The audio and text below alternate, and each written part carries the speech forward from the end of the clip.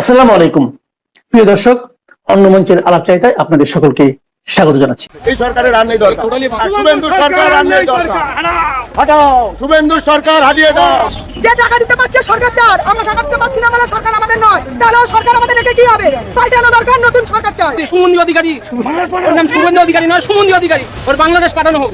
দিন থেকে এসে সেদিনে আমাদের রাজ্যের এই অবস্থা, ওই জানোয়ারের সোজা বাংলাদেশ পাঠাতে হবে। মমতার এই আইনি পদক্ষেপ একই সাথে তিনটি উদ্দেশ্য সাধন করেছে: শুভেন্দুর বৈধতাকে প্রশ্নবিদ্ধ করা, নিজের রাজনৈতিক ন্যারেটিভ জীবিত রাখা এবং দলের কর্মীদের মনোবল ধরে রাখা। শুধু ভবানীপুরের নির্বাচনী পিটিশনই নয়, শুভেন্দু অধিকারীর বিরুদ্ধে মোট 32টি মামলা চলমান আছে। কলকাতা হাইকোর্টে তাকে 104 বার হাজিরা দিতে হয়েছে। একজন মুখ্যমন্ত্রী যদি তার কর্মসময়ের একটি উল্লেখযোগ্য অংশ আদালতের আত্মরক্ষায় ব্যয় করেন, তাহলে প্রশাসন চালানোর সময় তিনি কোথায় যাবেন?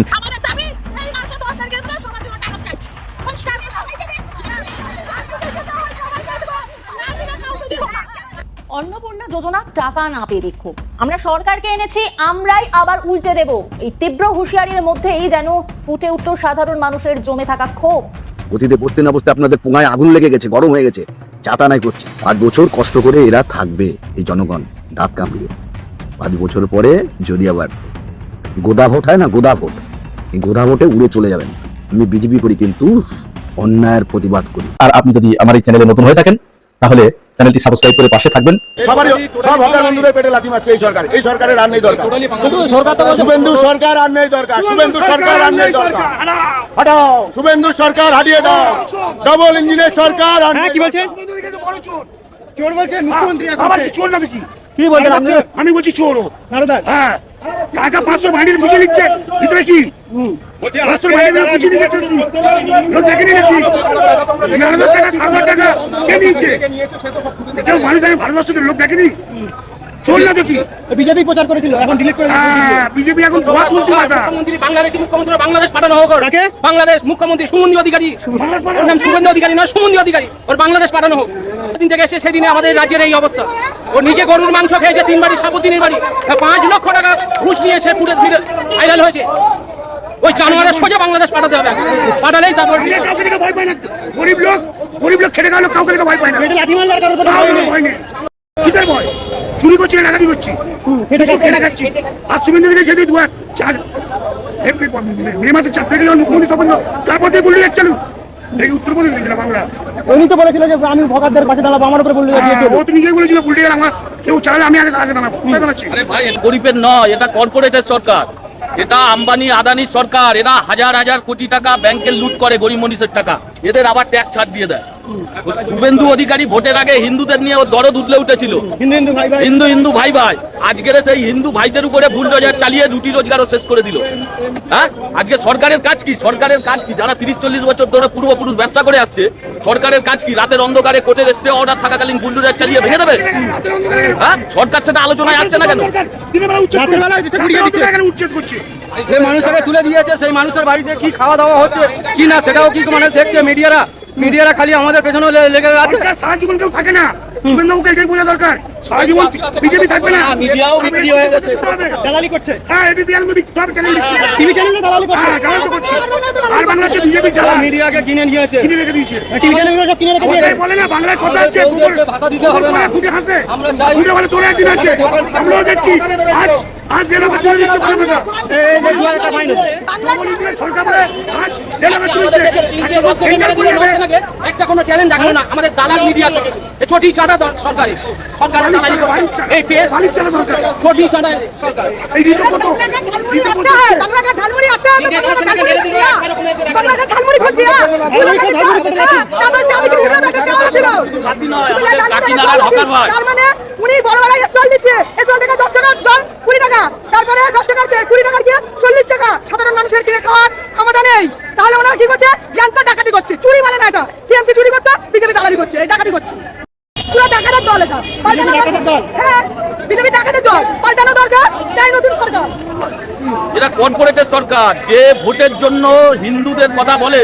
আমাদের দেশের প্রধানমন্ত্রী ঝালমুড়ির দোকানে ঝালমুড়ি খায়, আর সেই ঝালমুড়ি হকার ভাই, আমাদের কাকিনাড়ায় বাড়ি, সেই ঝালমুড়ি হকার ভাই 2 দিন ধরে ব্যবসা করতে পারছে না। 3 দিনের মাথায় যখন ট্রেনে উঠলো, তাকে 2000 টাকা ফাইন করলো। সে বেচারিটা ট্রেনের সুসাইড করলো, তার বাড়িতে আমরা গিয়ে দেখলাম। এই হিন্দু সরকার বলে, এরা এতটাই নির্লজ্জ, আপনি চিন্তা করতে পারবেন না। তার বাড়িতে গেলাম, ওনার ওয়াইফ ক্যান্সার পেশেন্ট, যে বাড়িতে থাকে 4000 টাকা ভাড়া দিতে হয়, 10 টাকা ইউনিট দিতে হয়। তার ছেলে রয়েছে, মেয়ে রয়েছে, ছেলেটা বিয়ে করেছে, তার পরিবারটা কিভাবে চলবে, কি অবস্থায় দাঁড়াবে? গরিব লোককে মেনে শুভেন্দুবাবু কিভাবে আপনার সম্পত্তি বাঁচালেন সেই চিন্তা করুন। শুভেন্দুবাবু এটাই হচ্ছে বেশ সব থেকে রাজ্যের মুখ্যমন্ত্রীকে এটাই ধন্যবাদ দিই। গরিব লোকের পেটে রাখবেন আপনার সম্পত্তি। এখন 9টা পেট্রোল পাম্প আছে, 5 বছর 45টা পেট্রোল পাম্প কিভাবে করবেন সেটা চিন্তা করুন। ঠিক আছে, এটা একটি নির্বাচনী আসন, একটিমাত্র ভোট গণনা কেন্দ্র, সেখানে 15তম রাউন্ড পর্যন্ত সব তথ্য প্রকাশে আসছিল।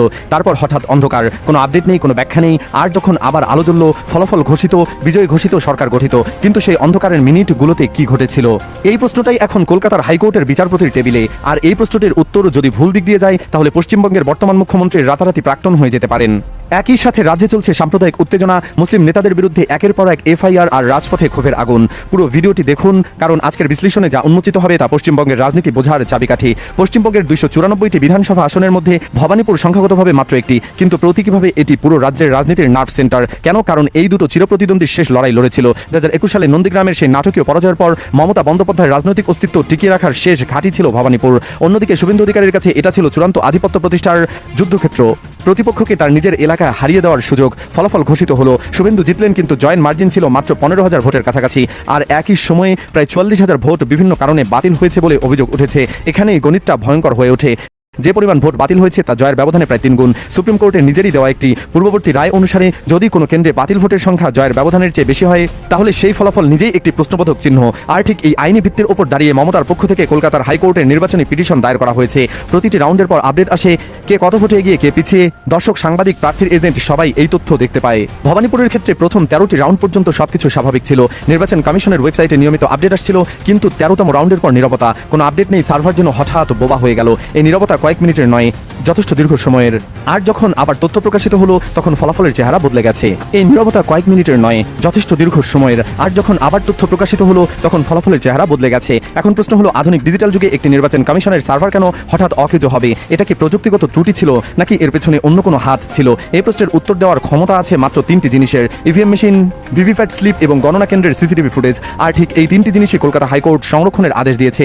যখন একটি আদালত নিজের থেকে এই ধরনের নির্দেশনা দেন, তখন বুঝতে হবে বিচারপতিরা বিষয়টিকে নিছক রাজনৈতিক অভিযোগ বলে উড়িয়ে দিচ্ছেন না, তারা এটাকে যথেষ্ট গুরুত্বের সাথে নিচ্ছেন। এই মামলায় আরেকটি অভিযোগ আছে, যেটা শুনলে গণতন্ত্রে বিশ্বাসী যে কোনো মানুষের কপালে চিন্তার ভাঁজ পড়বে। অভিযোগটি হলো, ভবানীপুরের ভোটের সময় যিনি নির্বাচন কমিশনের বিশেষ পর্যবেক্ষক ছিলেন, তাকে পরবর্তীতে বর্তমান সরকারের একটি গুরুত্বপূর্ণ সরকারি পদে নিয়োগ দেওয়া হয়েছে। এটা কেন এত গুরুতর?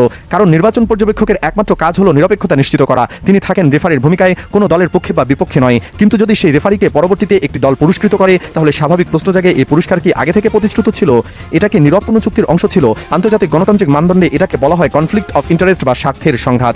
যখন একজন নিরপেক্ষ কর্মকর্তা পরবর্তীতে একটি পক্ষের দ্বারা লাভবান হন, তখন তার আগের নিরপেক্ষতা নিয়ে সন্দেহ তৈরি হওয়া অত্যন্ত স্বাভাবিক এবং আইনসম্মত একটি ঘটনা। মমতা বন্দ্যোপাধ্যায় সারা জীবন একটি জিনিসের মাস্টার, সেটা হলো কোণঠাসা অবস্থা থেকে ঘুরে দাঁড়ানো। 2007 সালে নন্দীগ্রামে, 2011 সালে 34 বছরের বাম শাসনের পতনে, 2021 সালে মোদী শাহের সর্বশক্তি নিয়ে আসা আক্রমণ ঠেকানোয় প্রতিবারেই তিনি প্রমাণ করেছেন যে তাকে আটক করা এত সহজ নয়। এবারের কৌশলটি আইনি, রাজপথের আন্দোলন, আদালতের করিডোর, এবং এই কৌশল অনেক বেশি কার্যকর হতে পারে। কারণ রাজপথের আন্দোলন দমন করা যায় পুলিশ দিয়ে ধারা 144 জারি করে, কিন্তু আদালতের রায় সেটা মানতে বাধ্য রাষ্ট্রপতি থেকে শুরু করে একজন সাধারণ নাগরিক পর্যন্ত। মমতার এই আইনি পদক্ষেপ একই সাথে 3টি উদ্দেশ্য সাধন করেছে: শুভেন্দুর বৈধতাকে প্রশ্নবিদ্ধ করা, নিজের রাজনৈতিক ন্যারেটিভ জীবিত রাখা এবং দলের কর্মীদের মনোবল ধরে রাখা। আসন্ন পঞ্চায়েত ও পৌরসভা নির্বাচনের আগে এটা তার জন্য অত্যন্ত গুরুত্বপূর্ণ। শুধু ভবানীপুরের নির্বাচনী পিটিশনই নয়, শুভেন্দু অধিকারীর বিরুদ্ধে মোট 32টি মামলা চলমান আছে। কলকাতা হাইকোর্টে তাকে 104 বার হাজিরা দিতে হয়েছে। একজন মুখ্যমন্ত্রী যদি তার কর্মসময়ের একটি উল্লেখযোগ্য অংশ আদালতের আত্মরক্ষায় ব্যয় করেন, তাহলে প্রশাসন চালানোর সময় তিনি কোথায় যাবেন? 32টি মামলা মানে 32টি আলাদা আইনি ফ্রন্ট, প্রতিটিতে আলাদা আলাদা উকিল, আলাদা আলাদা কৌশল, আলাদা আলাদা শুনানির তারিখ। এটা যে কোনো মানুষের জন্য মানসিকভাবে ক্লান্তিকর। রাজনৈতিক বিশ্লেষকরা বলছেন, এই মামলাগুলো শুভেন্দুর জন্য একটি লিগ্যাল ট্র্যাপ বা আইনি ফাঁদের মতো কাজ করছে। প্রতিটি মামলা তাকে একটু একটু করে দুর্বল করছে, তার মনোযোগ ভাগ করছে এবং রাজনৈতিক ইমেজ ক্ষত তৈরি করছে।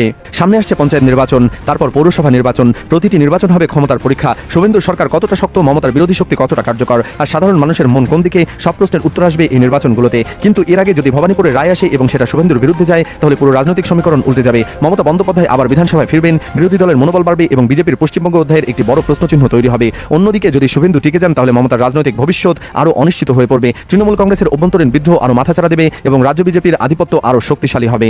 এই পুরো রাজনৈতিক মহাযুদ্ধে সবচেয়ে উপেক্ষিত পক্ষ হলো সাধারণ মানুষ। তারা চায় রাস্তাঘাট ঠিক হোক, বিদ্যুৎ আসুক, চাকরি মিলুক, দাম কমুক, কিন্তু তাদের নির্বাচিত প্রতিনিধিরা ব্যস্ত আদালতে, ব্যস্ত একে অপরের বিরুদ্ধে মামলা করতে, ব্যস্ত টেলিভিশনে চিৎকার করতে। পশ্চিমবঙ্গের 9 কোটির বেশি মানুষের ভাগ্য এখন ঝুলে আছে একটি আদালতের রায়ের উপর। কয়েকজন রাজনীতিকের উচ্চাকাঙ্ক্ষার উপর এবং সাম্প্রদায়িক বিভাজনের আগুনের উপর। এটাই কি গণতন্ত্রের প্রকৃত চেহারা, নাকি গণতন্ত্র অনেক বেশি কিছু হওয়ার কথা ছিল? পশ্চিমবঙ্গ এখন একটি রাজনৈতিক টাইম বোমার উপর বসে আছে। ভবানীপুরের রায়, হুমায়ুন কবিরের এফআইআর, শুভেন্দুর 32টি মামলা, মমতার কৌশলগত চাল, সবকিছু মিলিয়ে একটা অবিশ্বাস্য জটিল সমীকরণ তৈরি হয়েছে। আগামী কয়েক মাসে কলকাতা হাইকোর্টে যে রায় দেবে সেটা শুধু পশ্চিমবঙ্গের নয়, পুরো ভারতের রাজনীতির গতিপথ বদলে দিতে পারে। কারণ এই রায় প্রমাণ করবে ভারতের গণতন্ত্র বিচার বিভাগ কি সত্যি শেষ আশ্রয়স্থল, নাকি সেখানেও রাজনীতির লম্বা হাত পৌঁছে গেছে। আপনি কি মনে করেন? ভবানীপুরে কি সত্যি অনিয়ম হয়েছিল? শুভেন্দু কি টিকবেন? মমতা কি ফিরবেন? আপনার বিশ্লেষণ কমেন্টে লিখুন।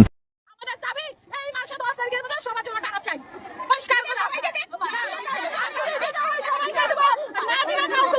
তবে দিনের পর দিন বলছে এখানে জানা দেবো না, জান এই করেন ওই করেন, এগুলো কেন হচ্ছে? ঠিক আছে, এক তারিখে বলছে টাকা ঢুকবে, সেখানে এক তারিখে কিছু কিছু লোকের টাকা ঢুকছে, কিছু কিছু লোকের টাকা নিচ্ছে। কেন? আমরা নিঃস্ব হচ্ছে এখানে কাজ করে নিচ্ছি। অথবা দিনের পর দিন বসে আছে আমাদের কাদাপত্র নিয়ে ফেলাই রাখছে, যার জন্য আমাদের আজকে কাজ হয়নি। আমাদের দাবি এই মাসে 10 তারিখের মধ্যে সবার জন্য টাকা চাই। পরিষ্কার করে সবাইকে দিন। সবাইকে দেবো। না দিলে কাউকে দিব না। চল মুক্তি